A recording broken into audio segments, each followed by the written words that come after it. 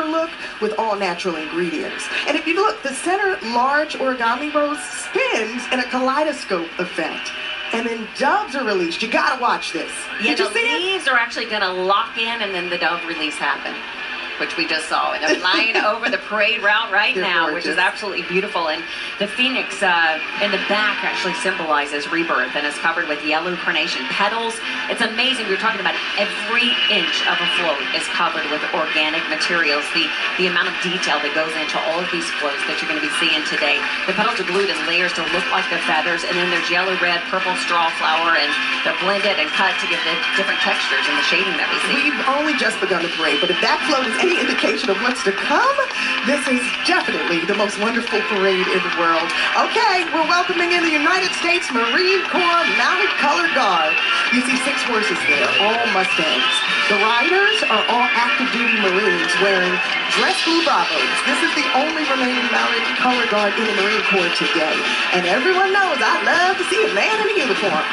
Well, this military unit, which is comprised of active duty Marines, is permanently stationed at the Marine Corps Logistics Base in Barstow, California. Good to have them here. And here we have the United States West Coast Composite Band. This is 111 total members, and they are all combat trained Marines who are equally skilled with rifles and musical instruments. We just want them to keep which one is straight.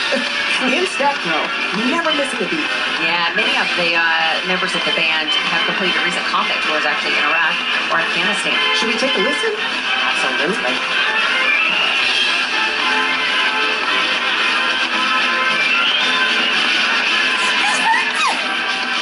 Yeah. I got it. They've actually performed in the Rose Parade for over 60 years, and this is the only event that brings them all back together. I heard they don't rehearse every day. As a matter of fact, they didn't even see each other or rehearse until this morning. Makes you wonder how they are so in unison there. Pros are pros. I guess it's the Marines, right? Right now, we have the winner of the Governor's Trophy, which is the best depiction of life in California. It is the Gold Rush. Yes. This is the Downey Roads Float Association. As the story goes, on January 24th, 1848, a carpenter working at a mill in Northern California made a discovery that would change the course of American history. 2 gold nuggets. We're rich! Within a year, tens of thousands of people, popularly known as 49ers, were traveling to the land around John Sutter's mill in hopes of striking it rich. And this float echoes that day of success. And you look, they're right there at the 300-foot track. I mean, a wild miner is getting the ride of his life. I want on that float. Yeah, many of the volunteers actually with this self-good organization, they're retired theme park engineers. So they really, really enjoyed creating this design. I spoke to a couple of them when we actually toured all of the floats, and they really had a great time designing this. And this is actually the third time that a real roller coaster has been built on a float in parade's history.